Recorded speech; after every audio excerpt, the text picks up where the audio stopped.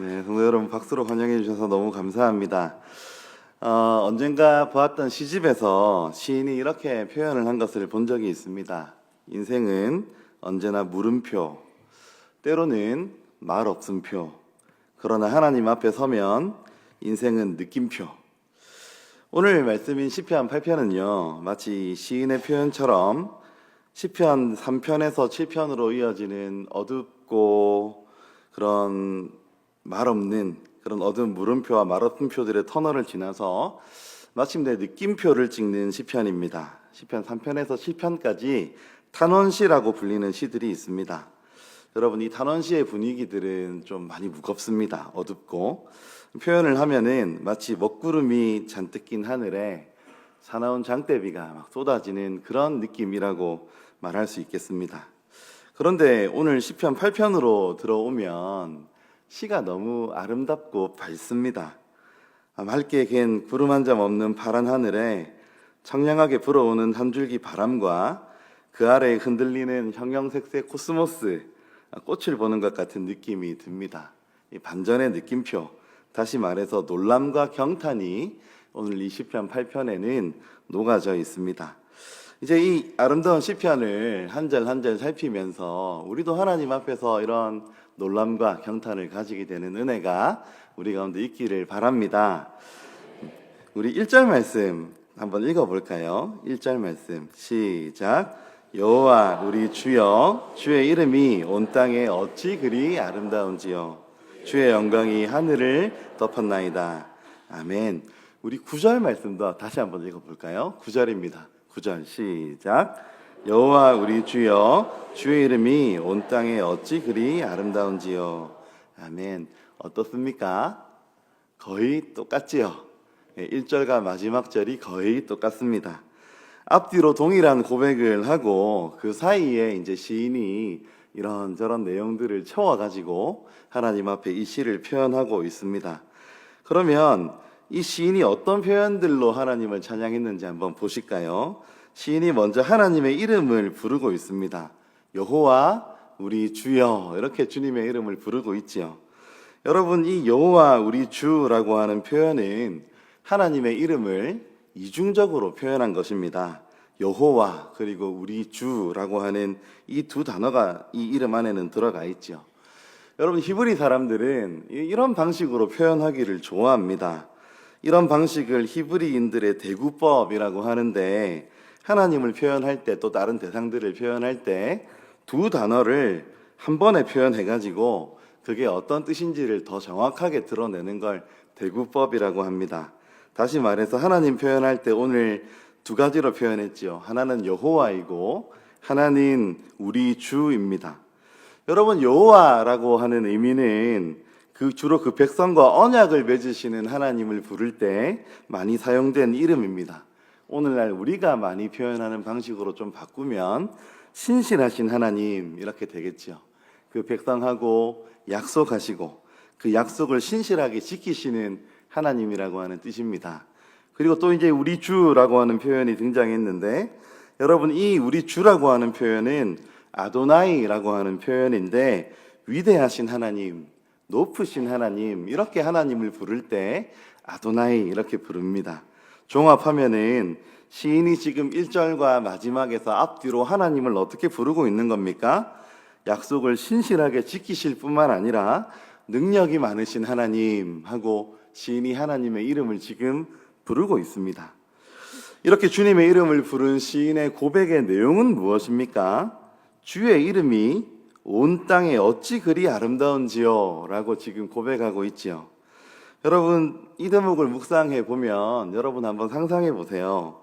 너무나 아름다운 광경, 이 주의 이름이 온 땅에 아름다운 그 광경을 묵상하는 이 시인의 마음을 제가 따라가다가 제 마음이 그냥 좀 문득 슬퍼졌습니다. 너무 아름다운데 너무 슬펐습니다. 주님의 이름은 너무 아름다운 이름 맞는 거 여러분도 그렇게 고백하십니까? 우리 주님의 이름만큼 아름다운 이름이 어디에 있겠어요, 그죠?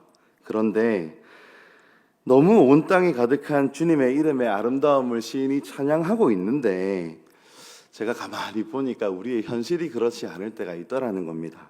우리의 현실이.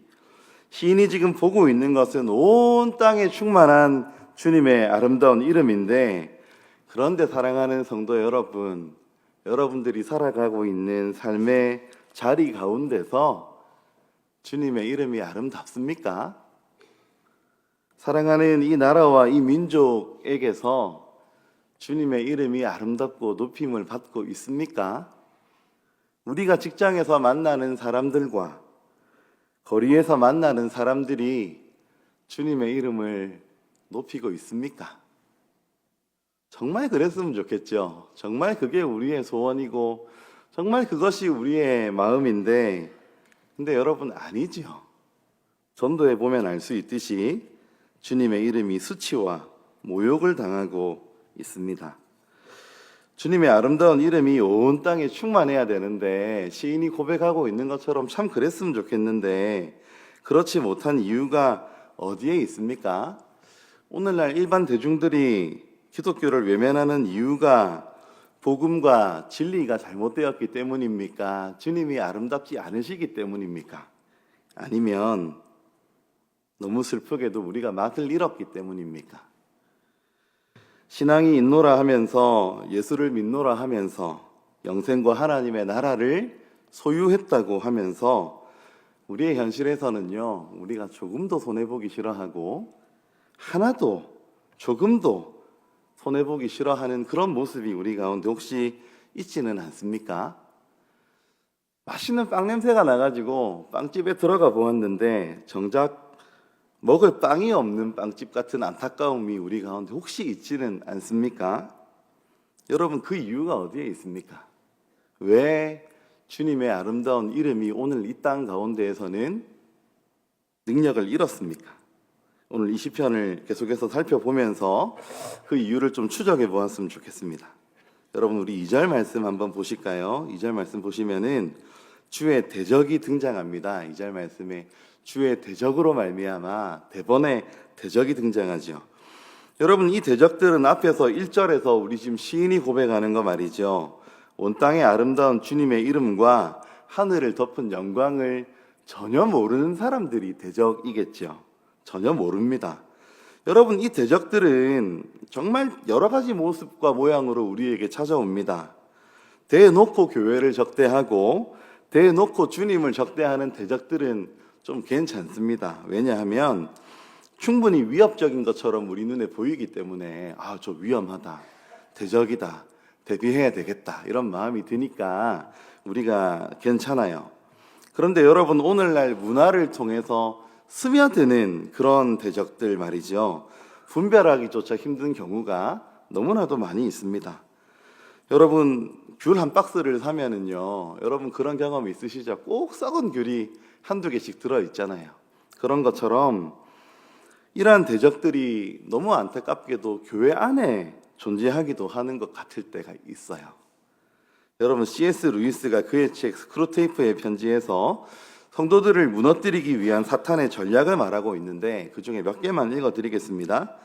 교회와 성도들에 대한 실망감으로 그들보다는 차라리 내가 낫다는 교만감을 갖게 하는 것, 세속에 만족하는 마음으로 인해서 죽음과 그 이유에 대해 생각하지 못하게 하는 것, 하나님이 선물로 주신 육체, 시간 등을 내 것이라고 주장하게 하는 것, 이런 것 등이 있다고 합니다. 사랑하는 성도 여러분, 이런 것들, 이런 대적들, 여러분 공격들 모두 이기고 계십니까? 근신하라, 깨어라, 너희 대적 마귀가 우는 사자같이 두루 삼키며 삼킬 자를 찾나니. 여러분, 우리의 대적이 강합니다. 여러분, 우리의 대적이 우습게 볼 존재들이 아닙니다. 대단한 능력을 가졌습니다. 여러분, 우리 생각에는 어때요? 대적이잖아요. 대적. 큰 적이면, 대적이면 대적일수록 강하게 맞서 싸워야 될 것 같지 않습니까? 그런데 이 대목에서 지금 시인이 너무 깜짝 놀래고 있는 것입니다. 이런 강한 대적을 만났는데 여러분, 하나님의 대응 방식이 무엇입니까? 오늘 본문 보니까요, 어린 아이, 젖먹이입니다. 우리 생각에는 너무너무 연약해서 너무 연약해서 도무지 상대가 될 것 같지 않은 어린아이와 젖먹이들을 그 대적 앞에 내세우십니다. 여러분, 하나님의 생각은 우리의 생각과는 너무 많이 다른 거예요. 하나님은 대단하고 거창한 것으로 대적들을 상대하시지 않고요, 원수들과 보복자들의 입을 막는, 아무 말도 하지 못하게 하는 하나님의 대응 방식이 어린아이이고 젖먹이이다. 오늘 시인은 그렇게 표현하고 있습니다. 이게 하나님의 지혜이고 하나님의 방식이라고 하는 것입니다. 여러분, 교회가 세상을 변화시키기 위해서는요, 그들의 방식으로, 힘의 방식으로 세상과 대응하면 안 됩니다. 작은 것으로 대응해야 합니다. 작지만 해야 될 일을 꾸준하게 하는 것입니다. 끈질기게 하는 것이죠. 여러분, 겨울 추위 속에서 나무가 웅크리고 겨우내 준비해서 그 매서운 바람들을 뚫고요, 조그만한 새싹을 틔우듯이 교회가 세상을 그렇게 대해야 합니다.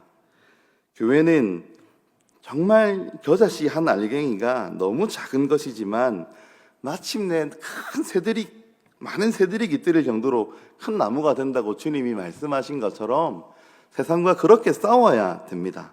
오늘 2절 말씀은 예수님께서도 인용하셨거든요. 성전 정화 사건을 일으키실 때 아이들이 예수님께 나와서 호산나 다윗의 자손이여 하면서 예수님의 이름을 찬양합니다.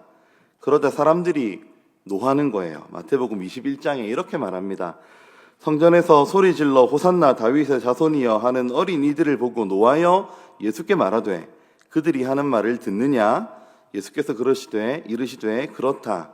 어린아이와 젖먹이들의 입에서 나오는 찬미를 온전하게 하셨나이다 함을 너희가 읽어본 일이 없느냐 하시고, 대제사장들, 서기관들, 여러분, 예수를 대적하는 그 대적들이 예수님께 찾아왔을 때 예수님은 오늘 본문 이 시편을 인용하셔가지고요, 보잘것없어 보이는 그 어린 아이들과 젖먹이들의 찬미와 찬양이 온전해질 것이라고 말씀하셨습니다.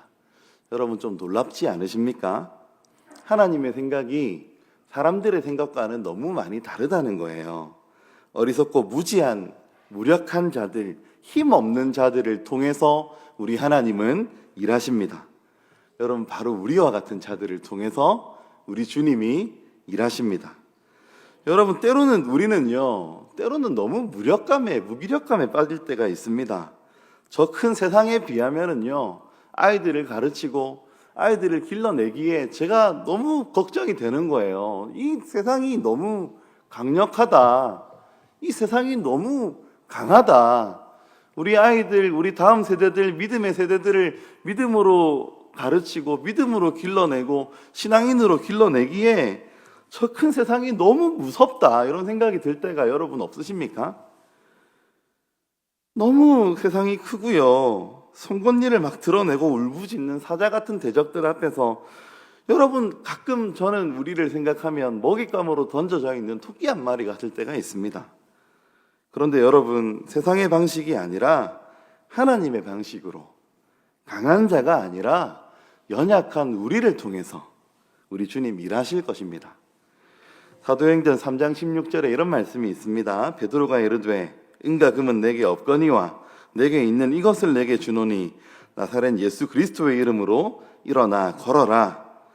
성전 미문에 앉아서 걷지 못하는 사람에게 세상은 뭐라고 이야기합니까?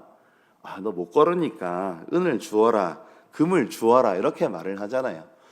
여러분, 세상의 기준에서는 은이 강한 것이고 금이 강한 것이죠. 돈이 강한 것이죠. 돈이 힘이 있는 것입니다. 세상의 기준에서는 그런 것입니다. 근데 여러분, 우리에게는 그런 것이 없습니다. 있어도 성도는 그런 것으로 대응하지 않습니다. 그 못 걷는 사람의 눈에, 세상 사람들의 눈에는 너무나도 작아 보이는 나사렛 예수 그리스도의 이름, 여러분, 그 이름이 우리가 가진 것이고 그 이름이 세상 사람들이 보기에는 보잘것없어 보이는 것일지 몰라도 그 이름이 안전뱅이를 일으키는 힘이 되는 것입니다. 그 예수의 이름을 우리 주님 사용하시는 것입니다. 사랑하는 성도 여러분, 하나님이 나를 통해서 역사하실 것을 믿으십니까? 여러분, 때로는요, 우리가 이 질문 앞에 너무 자신이 없어요. 이 큰 세상과 비교해서 나라는 존재가요, 너무 보잘것없어 보이는 겁니다. 여러분, 너무 연약해 보이는 겁니다. 여러분, 때로 그런 생각 드실 때가 없으십니까? 여러분, 너무 연약해서 아무 일도 할 수 없을 것 같습니다. 근데 여러분, 그렇지 않습니다. 그렇지 않습니다. 하나님의 선택은, 하나님의 지혜는 언제나 어린 아이이고 젖먹이입니다. 형제들아, 너희를 부르심을 보라. 육체를 따라 지혜로운 자가 많지 아니하며 능한 자가 많지 아니하며 문벌 좋은 자가 많지 아니하도다.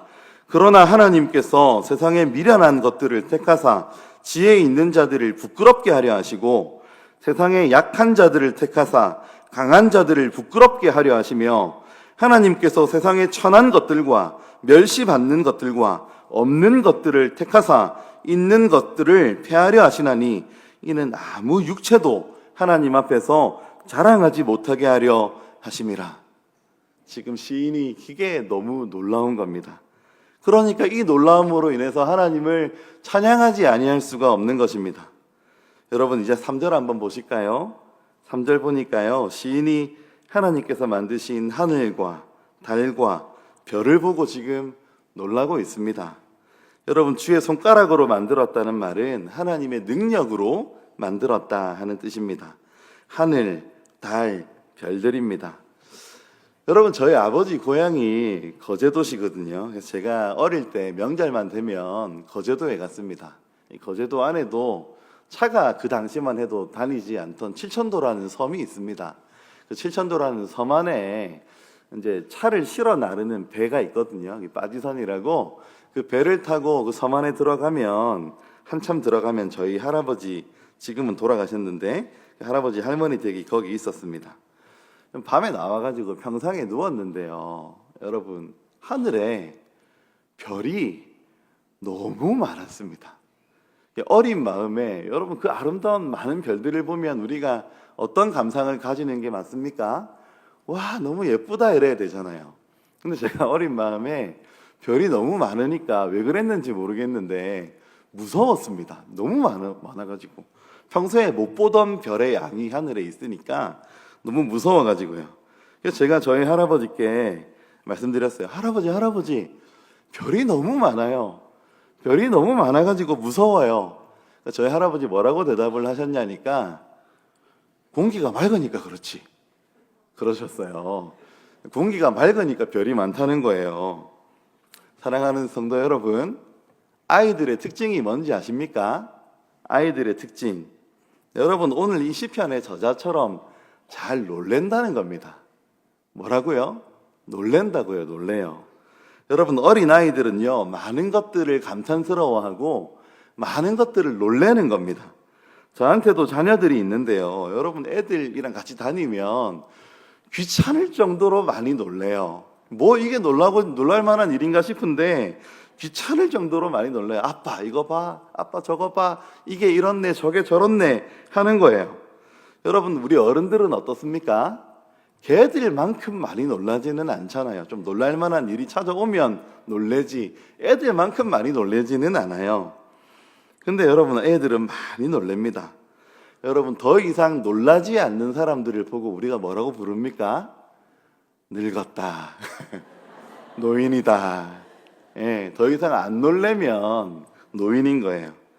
여러분, 제가 어릴 때 할머니 집에서 한 1년 살 때 할머니 저기 새싹이 났어요. 너무 신기해요. 저희 할머니 그러셨죠. 봄이니까 그렇지. 봄이니까 그렇지. 여러분 나이가 많아지면 모든 것들이 너무너무 당연해 보이는 거예요. 당연하죠. 봄이니까 당연히 새싹이 올라오죠. 근데 어린아이의 눈에는 그것조차도 너무 감탄스러운 겁니다. 사랑하는 성도 여러분, 여러분들은 얼마나 자주 놀라십니까? 하나님이 권능으로 만들어주신 하늘과 달과 별을 보시면서 여러분 놀래고 있습니까? 육신의 나이와 관계없이 여러분들의 영혼은 어린아이 맞으십니까? 신앙생활에 여러분 핵심 중에 하나가요, 놀라는 겁니다. 놀라는 거요. 놀라는 거. 여러분, 하나님께서 나에게 주신 모든 것들을 여러분 혹시 너무 당연하게 여기고 계시지는 않으십니까? 아니 하나님 어떻게 나에게 이런 것을 허락해 주십니까? 아니 하나님 어떻게 이런 상황을 맞이하게 하십니까? 여러분 놀라야 합니다. 놀라기 위해서는 여러분 우리가 어린아이가 되어야 됩니다. 사랑하는 성도 여러분, 하나님께서 여러분에게 베푸신 모든 것들에 깜짝깜짝 놀라는 마음이 여러분 아직도 있으십니까?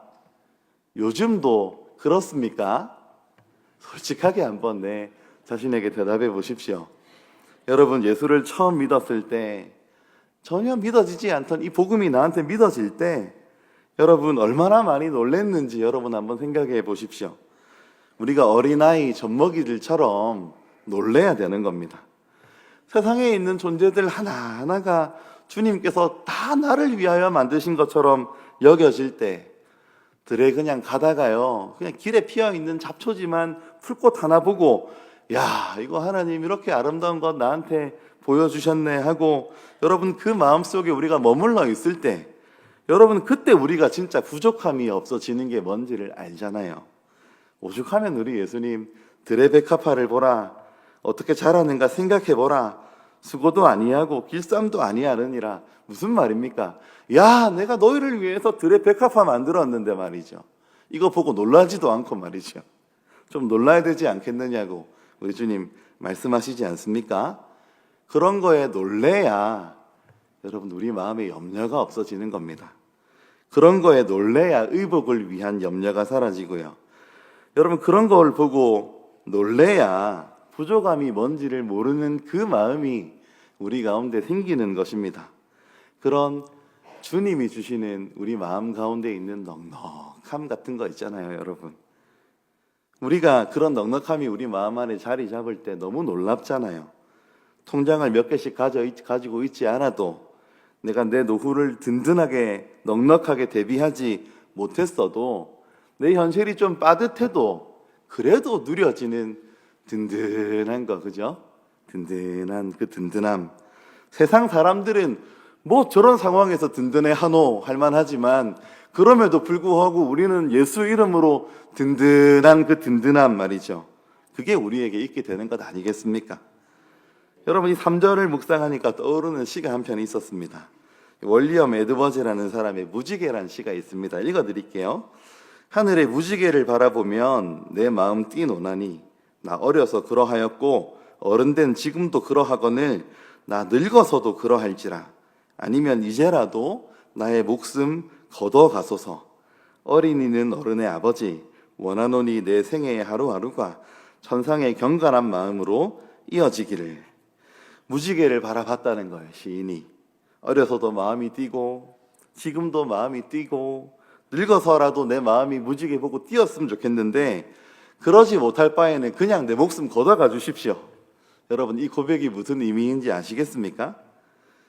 여러분 이만하면 시인이 놀랄 만큼 놀랬다 싶잖아요. 그런데 시인이 한 발 더 나아갑니다. 하늘과 달과 별들을 보고 놀래다가 생각이 한 발 더 가는 거예요. 아니 이것들을 사람을 위하여 만들어 주시다니 사람은 대체 뭔가 지금 이렇게 놀라는 거죠. 이 놀라움이 확장되고 있습니다. 사람이 대체 뭔가 여러분 여기 생각하신다라고 하는 단어가 나오는데 좀 더 구체적으로 신경 써주신다라는 의미가 포함이 되어 있고 여기 돌보신다라고 하는 표현에는 찾아오신다라고 하는 의미가 포함이 되어 있습니다. 하늘과 달과 별들을 만드신 전능하신 하나님, 온 우주 만물을 만드신 능력이 많으신 창조주 하나님께서 나를 신경 써주시고 나를 찾아와 주시고 이것에 지금 시인이 전율하고 있다 하는 것입니다. 하나님이 사람을 만드셨습니다. 6절, 7절, 8절에서 말씀하고 있는 것처럼 온 우주 만물을 우리 하나님께서 사람을 위하여 만드셨습니다. 사람은 하나님보다 조금 못한 존재이지만 하나님의 형상으로 하나님을 닮도록 그렇게 창조되었습니다.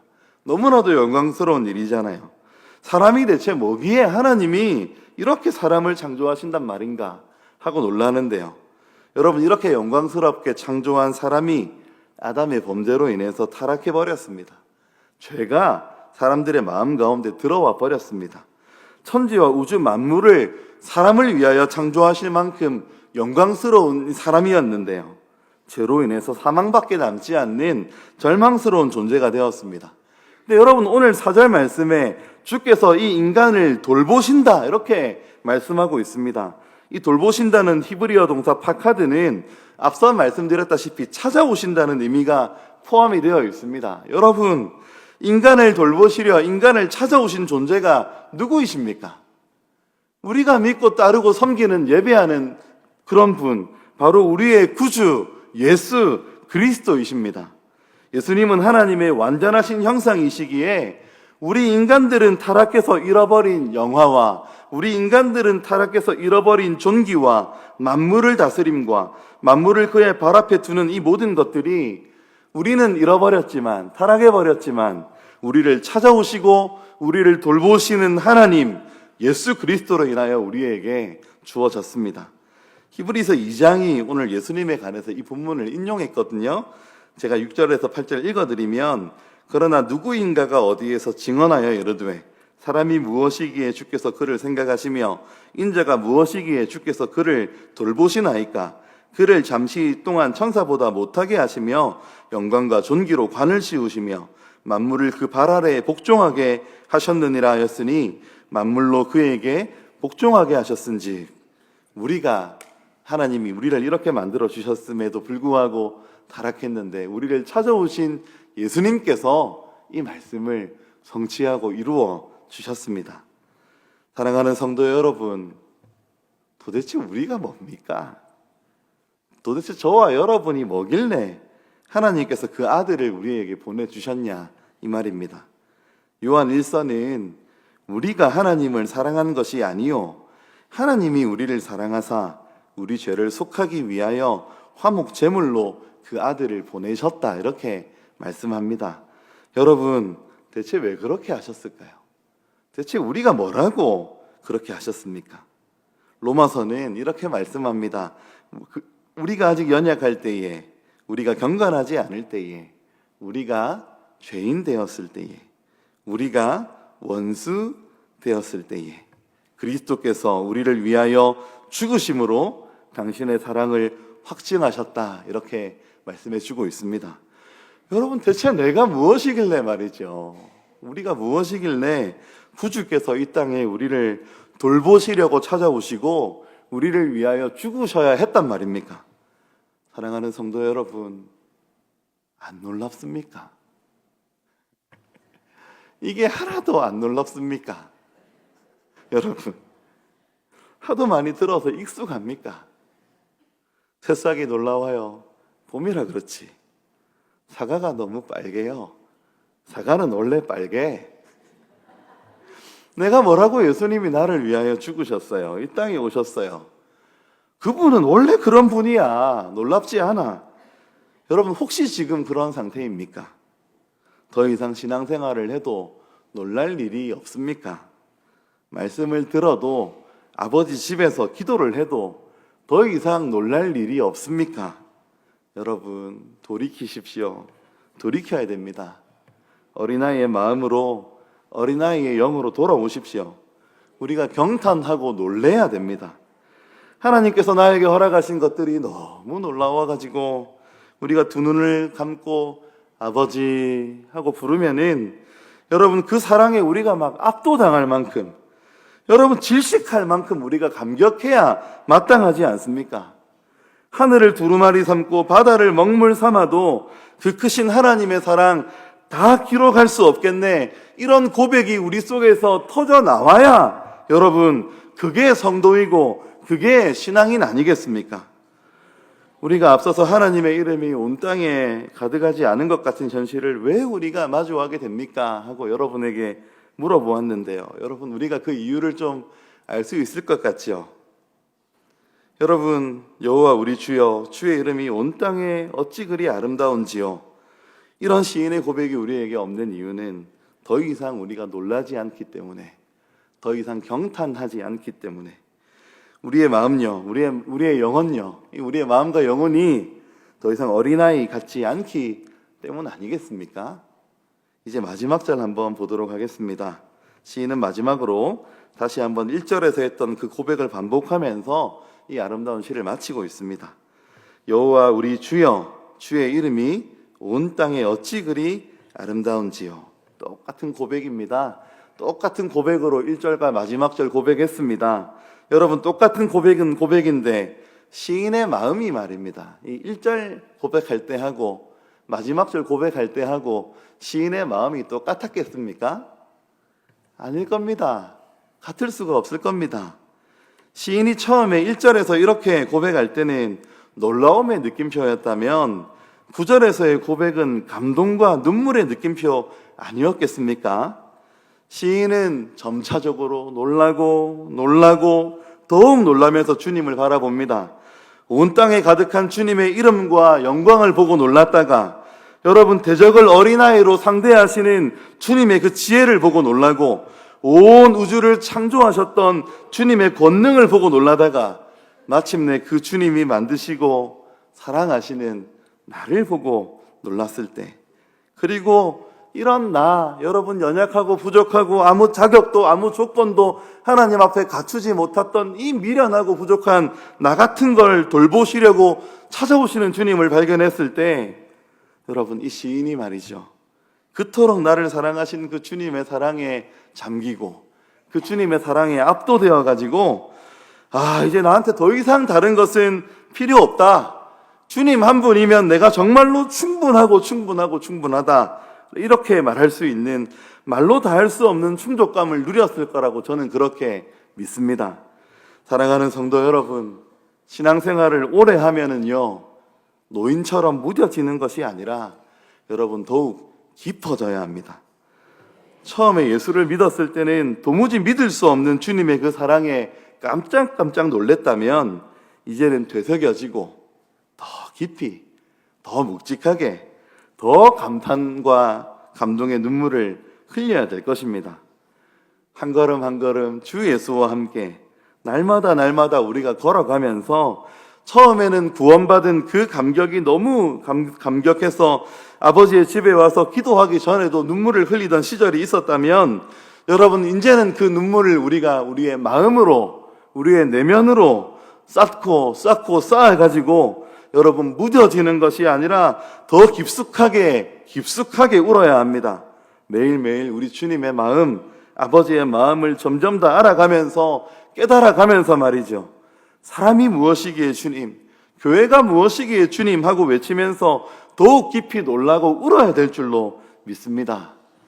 여러분, 우리가 주님 하고 부를 때, 주님의 이름을 부를 때 그 한마디에 주님과 함께 해왔던 세월들, 주님과 함께 했던 눈물들, 주님과 함께 했던 감격했던 순간들, 그 모든 순간들이 우리가 주님 하고 부르는 그 한마디에 겹겹이 무겁게 쌓여 있어야 될 줄로 믿습니다.